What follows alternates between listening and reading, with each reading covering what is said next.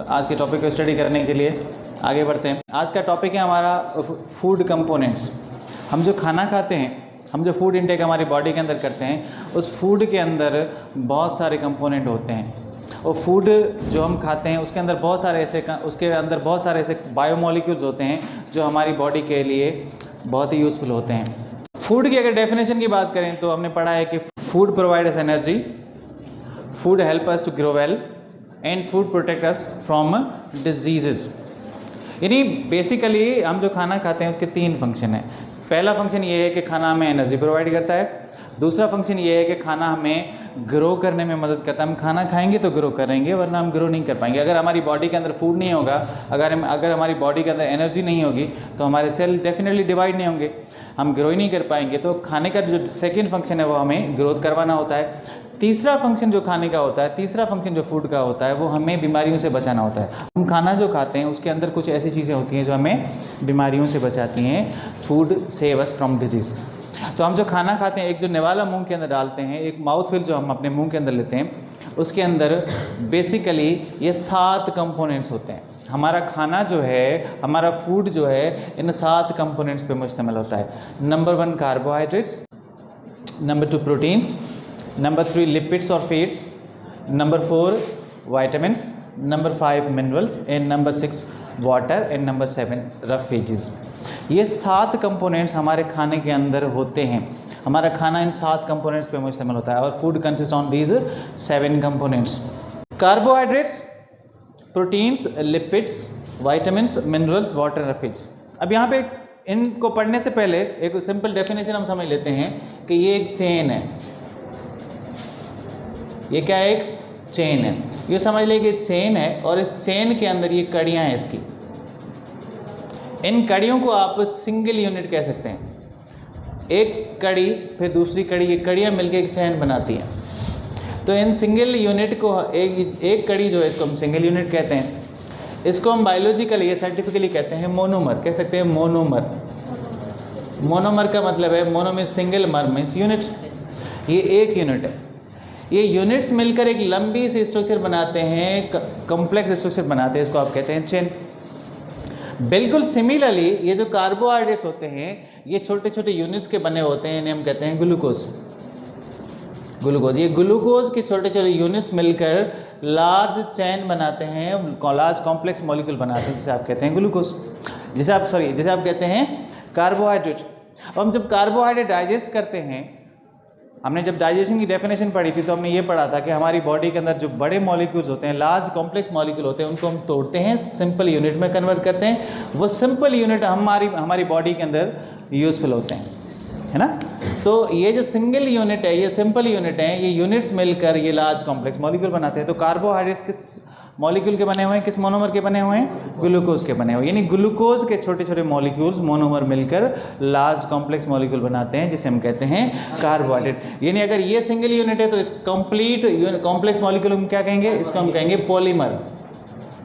तो कार्बोहाइड्रेट क्या है? एक पॉलीमर है और इसका मोनोमर क्या है? ग्लूकोज है। इसका सिंगल यूनिट या स्मॉल यूनिट क्या है? ग्लूकोज है। क्लियर है ये पॉइंट? सिंगल ग्लूकोज का फॉर्मूला है C6H12O6। फिर अगर 2 ग्लूकोज मिलेंगे C12H22O11। इस तरह ये 2 यूनिट मिल गए, इस तरह 2 यूनिट, 3 यूनिट, इस तरह सिंगल स्ट्रक्चर ग्लूकोज है। इस तरह और भी ग्लूकोज की कार्बोहाइड्रेट्स की टाइप हैं, फ्रक्टोज, सक्रोज, लैक्टोज।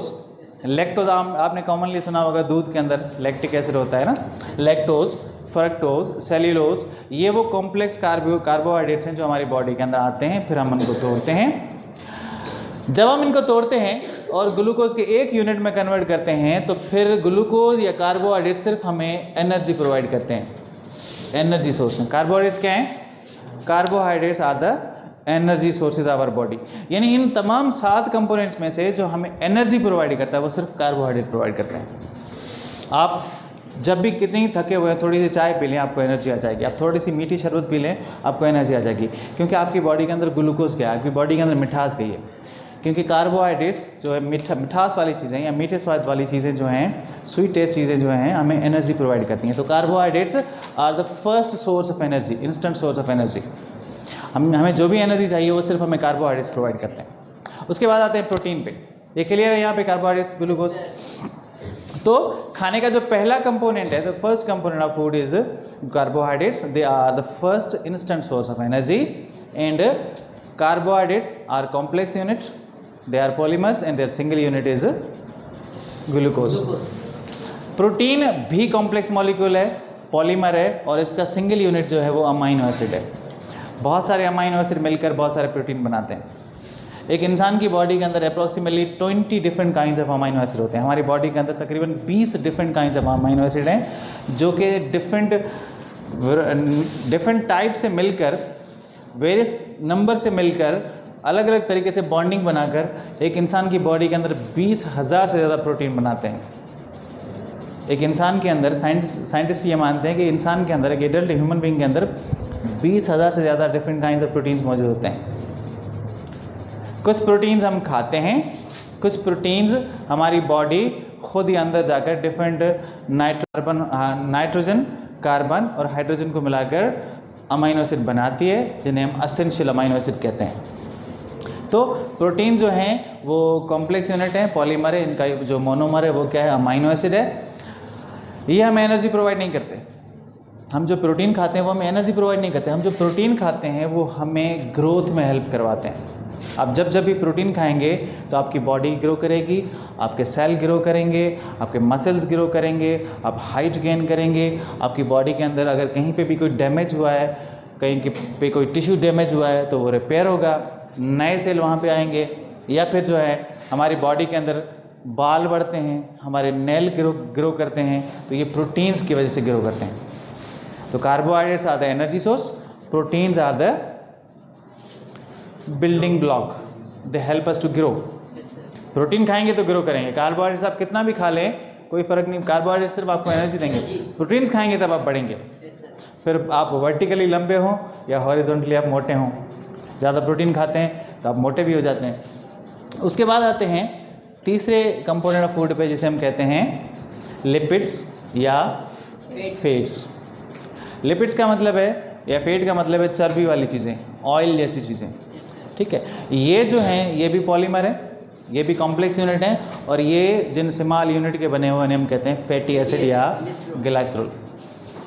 अब फैटी एसिड या ग्लिसरॉल जो हम खाते हैं, इसके बेसिकली हमारी बॉडी के अंदर दो फंक्शन है।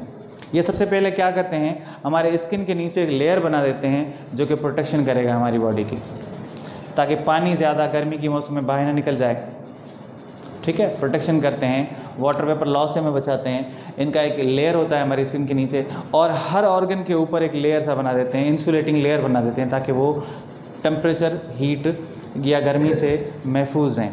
अब जब भी किसी एनिमल के ऑर्गन देखते हैं तो उनके ऊपर सफ़ेद चर्बी का लेयर चढ़ा होता है कि वो प्रोटेक्शन करता है, अंदर पानी बचा के रखता है, क्योंकि ऑयल जहाँ पे मौजूद है वहाँ से पानी नहीं निकलेगा, ठीक है। तो प्रोटेक्टिंग इंसुलेटिंग लेयर बनाता है ताकि ना अंदर ज़्यादा हीट जाए, ना अंदर का पानी ज़्यादा लॉस हो। इस तरह ज़्यादा गर्मी के मौसम में ज़्यादा पानी वेस्ट नहीं होगा, बॉडी का पानी स्वेट की सूरत में निकल के ज़ाया नहीं हो जाएगा। तो ये हमारी बॉडी के अंदर प्रोटेक्शन का रोल प्ले करते हैं। इसके अलावा अगर हमारी बॉडी के अंदर ग्लूकोज ख़त्म हो गए, अगर हमारी बॉडी के अंदर कार्बोहाइड्रेट ख़त्म हो गए, तो फिर अल्टरनेट फॉर्म ऑफ एनर्जी जो हम इन लिपिड्स को यूज़ करते हैं। अगर हम खाना नहीं खाते तो हम कमज़ोर पड़ जाते हैं, मोटे इंसान पतले हो जाते हैं। क्यों? वो इसलिए कि उनकी बॉडी के अंदर जो स्टोर्ड फैट होते हैं, उनकी बॉडी के अंदर स्टोर्ड जो चर्बी है, सेल क्या करते हैं, उन चर्बी के मॉलिक्यूल्स को वापस लेकर आते हैं, उनको ऑक्सीडाइज करते हैं, उनको ब्रेक करते हैं और इनसे एनर्जी निकालते हैं। एक ग्लूकोज का मॉलिक्यूल आपको 2827 किलो कैलोरीज एनर्जी देता है। पढ़ा है आपने पिछले टॉपिक में, 1 ग्लूकोज आपको 2827 किलो कैलोरीज पर मोल एनर्जी प्रोवाइड करता है। ये उससे डबल अमाउंट में एनर्जी प्रोवाइड करता है, लेकिन ये अल्टरनेट फॉर्म है। अगर कार्बोहाइड्रेट नहीं है तो फिर हमारे सेल ये लिपिड्स और फैट को यूज़ करेंगे। उसके बाद चौथा कंपोनेंट जो है हमारे फूड का, उसे हम विटामिन्स कहते हैं। विटामिन्स कहते हैं, विटामिन्स नहीं, विटामिन्स। ये विटामिन्स जो हैं ये हमारी बॉडी के अंदर हमें बीमारियों से बचाते हैं। विटामिन्स हमारी बॉडी के अंदर दो तरह के होते हैं, एक वाटर सॉल्युबल, दूसरे फैट सॉल्युबल। वाटर सॉल्युबल वो वाइटामिन हैं जो सिर्फ पानी में डिज़ोल्व होते हैं, फैट सॉल्युबल वो वाइटामिन हैं जो फैट में डिज़ोल्व होते हैं। ये वाइटामिन हमें बीमारी से बचाते हैं। इसकी बहुत सारी टाइप्स आपने सुनी होंगी, vitamin A, vitamin B, vitamin C, vitamin K, vitamin B12, आपने बहुत सारे डिफरेंट टाइप सुनी होंगी। ठीक है, इसकी डिटेल हम अगले टॉपिक में पढ़ेंगे कि कौन कौन से वाइटामिन हमारी बॉडी के अंदर किस तरह का रोल प्ले करते हैं। यहाँ पे सिंपल डेफिनेशन में आपको बताऊँ कि ये कोई कॉम्प्लेक्स मॉलिक्यूल नहीं है। वाइटामिन जो हमारी बॉडी के अंदर डाइजेस्ट नहीं होते, ब्रेक नहीं होते, सिंपल फॉर्म में कन्वर्ट नहीं होते, ये सिंपली जाकर हमारी बॉडी के अंदर रोल प्ले करते हैं। कहाँ पे? जहाँ पे डिफरेंट वाइटामिन डिफरेंट जगह पर रोल प्ले करते हैं। जैसे विटामिन ए हमारी आँखों के लिए ज़रूरी होता है, विटामिन के हमारी ब्लड क्लॉटिंग के लिए ज़रूरी होता है, विटामिन डी जो है हमारी मसल्स बोन्स के लिए ज़रूरी होता है।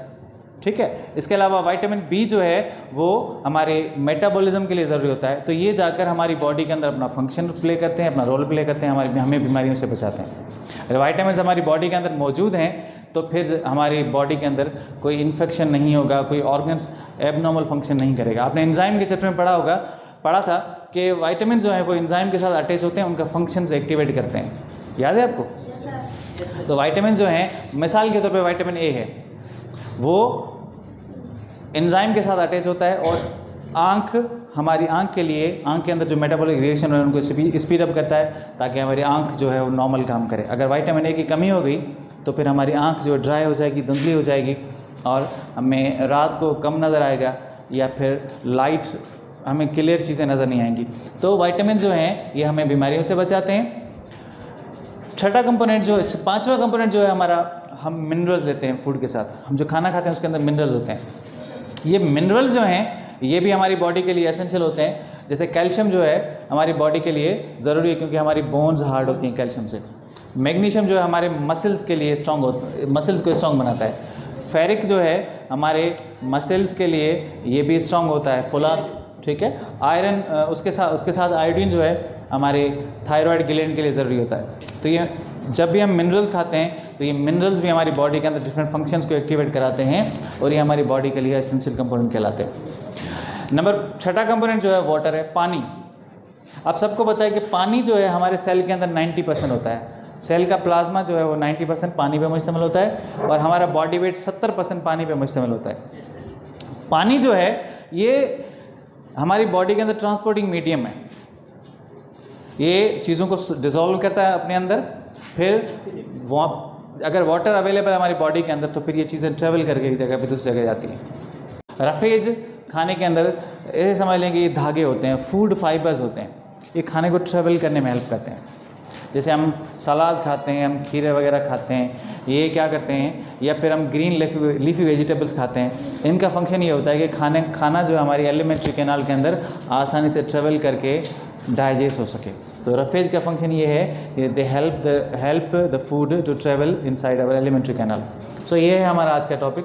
ये हमारे 7 फूड कंपोनेंट्स हैं जो कि हमारे हर फूड के अंदर मौजूद होते हैं। हम जो भी खाते हैं उसके अंदर कार्बोहाइड्रेट्स भी होते हैं, प्रोटीन्स भी होते हैं, लिपिड्स भी होते हैं, फैट भी होते हैं, विटामिन्स भी होते हैं, मिनरल्स भी होते हैं, पानी भी होता है और रफेज भी होते हैं। ये कंपोनेंट्स सारे मिलके हमारी बॉडी के अंदर डिफरेंट रोल प्ले करते हैं। इनको जनरली कहा जाता है सबको, ये बायोमोलिक्यूल्स हैं या ये फूड के कंपोनेंट्स हैं। क्लियर?